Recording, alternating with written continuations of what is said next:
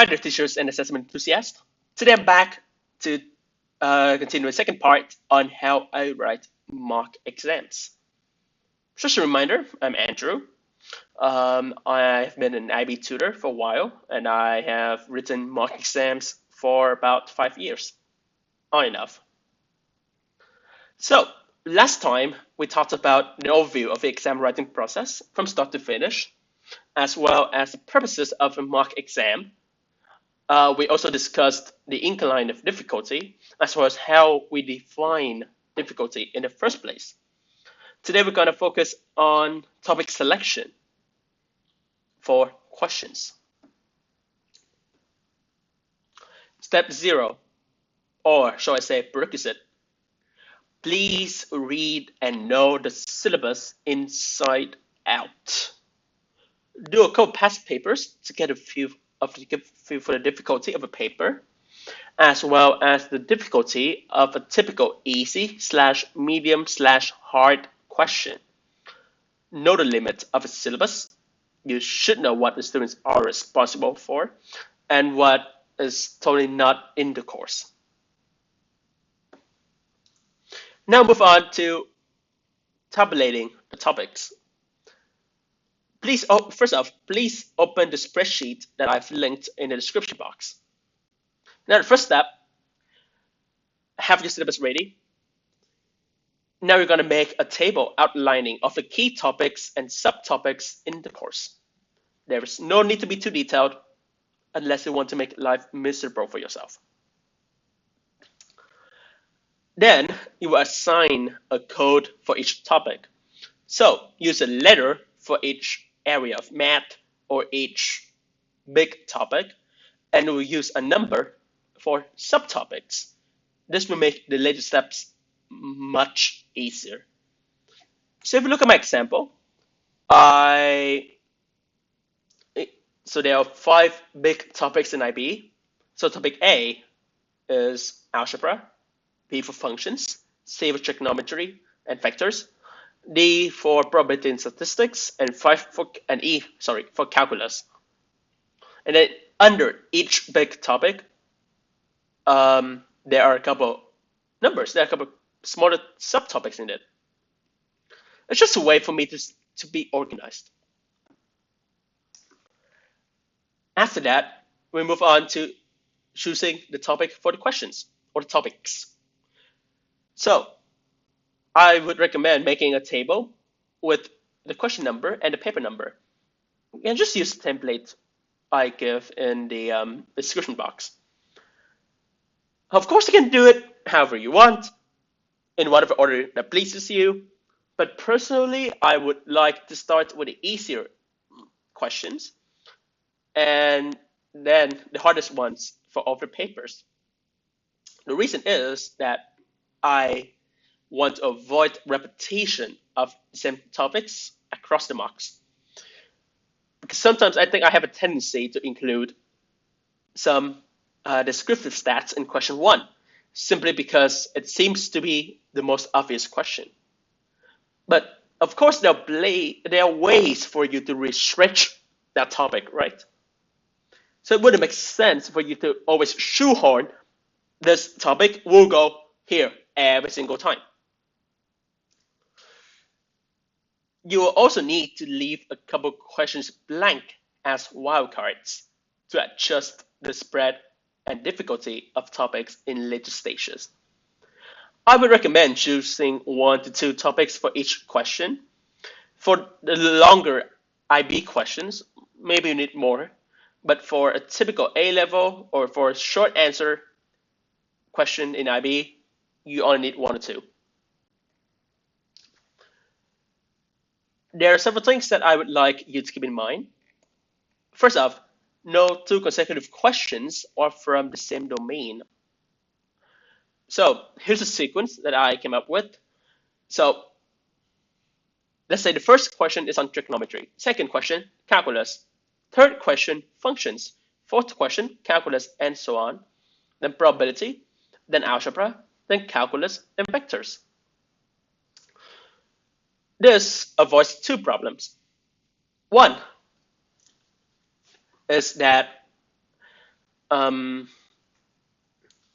if you have all the calculus questions, for example, lumped all together, students who are not strong in calculus will be discouraged and potentially give up. Students who are good at calculus and know a bit about exam writing will recognize that all the calculus questions are basically here already. So after this, it's just going to be pain and suffering. And that's not nice. 2. The intrinsically difficult topics should be avoided in the first third of the paper. So, for example, trigonometric equations should not be in question 1, but factor and remainder theorems should.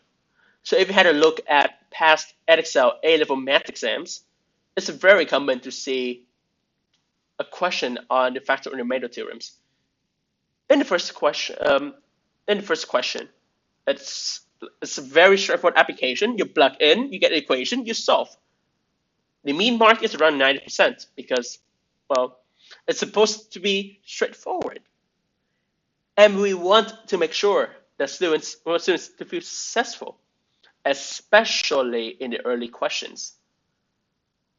So you gotta give them opportunities to shine. Okay? As I said, the first half of the paper should be completely routine. Don't put in any twist. Don't combine topics. Clean, simple, straightforward questions only, please.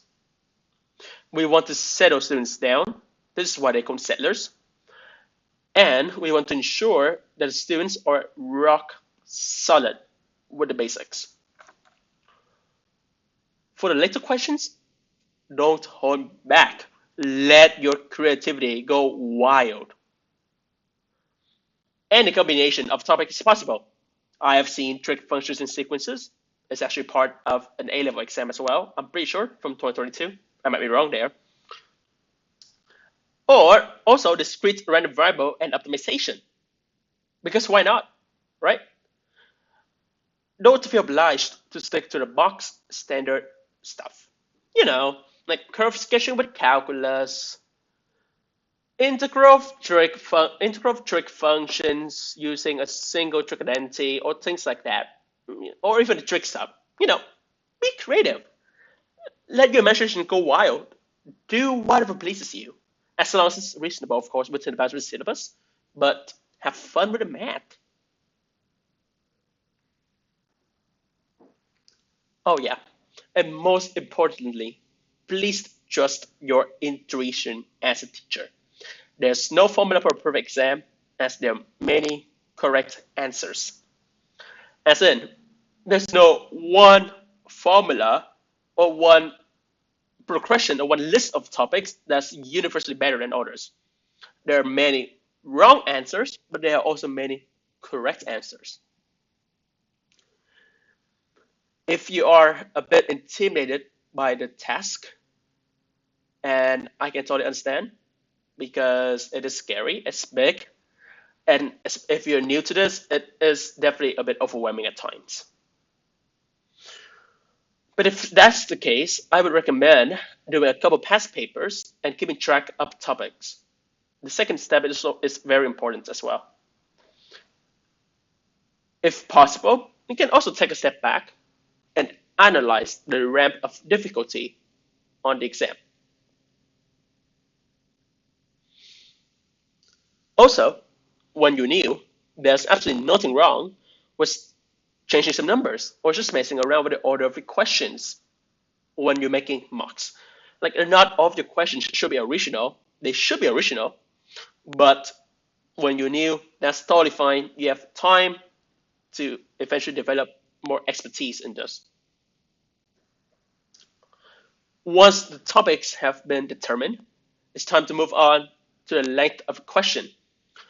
So the rule of thumb is that you should give around 1 mark per minute. As for IB, and in each section A question is worth 5 to 8 marks, and each section B question is worth between 13 and 20 marks. So An AAHL paper, 110 marks, 2 hours, usually has 9 Section A questions and 3 to 4 Section B questions.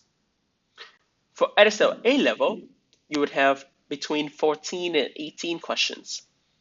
Now, the first third of a paper consists of short questions of 3 to 6 marks each. And the last few questions are usually worth between 8 and 12, except proofs. There's always a proof question, usually proved by contradiction, that tends to throw everyone off. So that is one exception to the rule. Lastly, I would like to present a sample list of topics. This is actually taken from my November mock. I will also send you the papers in the description box as well. Now, pause the video and take a second to look at the topic list for the questions. Still with me? Okay, good. So you should notice the spread of the topics in the paper. So we started with some calculus, right? So calc, then stats, vectors, trig, proofs, then probability, algebra, calculus / trigonometry. So I really tried to avoid questions from the same topic. Questions 10 to 12 are more interesting to write. They're also way harder to write because they're longer. So you have to find sneaky combinations at times. So question 10 was on a rational function, in this case, a quadratic over linear. So students had to use a bit of calculus, and then they have to sketch the function out. After that, in parts E and F, there are 2 questions that they had to use the graphs. So E is simple transformation using modulus, and F is a bit of a judging question. I invite you to have a look at it. Question 11 covers a lot of topics from complex numbers. And question 12 was on definite integrals and differential equations. Personally, I love using step question as inspiration. That's also why I did in question 12. It was a real step question, but I broke it down so students have a better shot at tackling it. So of course, if you're using step, then you need more scaffolding so that it is appropriate for your students. And just in case you're not aware of what step is, so step examinations are designed by Cambridge University for students who would like to read maths at Cambridge. Other universities also consider the results. It's very challenging. And I would say it's definitely a key resource that you should not miss out when if you want to stretch your highest achievers. And I gotta repeat it again. Other lists of topics would work perfectly well too. There's no one right answer. Of course, there are many wrong answers, but as long as you get a paper, you're somewhat happy, your job is done. Give yourself a pat on the back. Good job.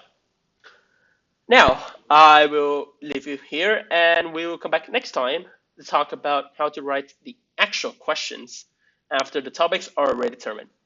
See ya.